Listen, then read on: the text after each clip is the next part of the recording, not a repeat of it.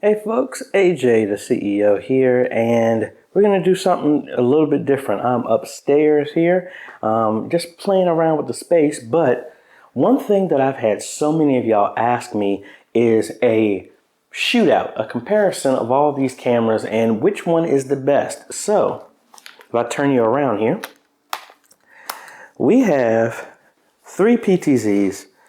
Up here, we have ourselves a SMTAV, we have a Fomako, and we have an Avideone. We got everything hooked up here, and we're going to do just an old-fashioned shootout so that y'all can see just from a quality standpoint of could you tell which camera is which. So let me go ahead and hook this up to my ATEM. I'm going to be recording each individual ISO recording of each camera. They're connected the exact same way. They're all hooked up to my Avideone joystick.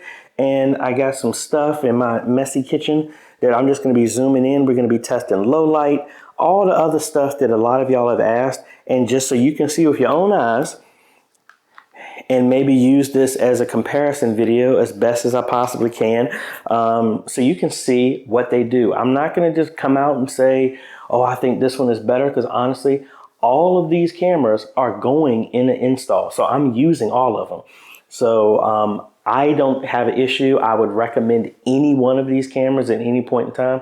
This is just meant to really just be a comparison video so you can see the quality for yourself. So let me get over here and then let me know. Actually, I'm gonna put it up and I'm just gonna go through the footage and let me see if y'all can guess which one is which, and leave it down below in the comments and we'll see who's right. But let's go ahead, kick some nice music. I'm gonna get some random items here that we'll have a comparison on and just go through different stuff and we'll go from there.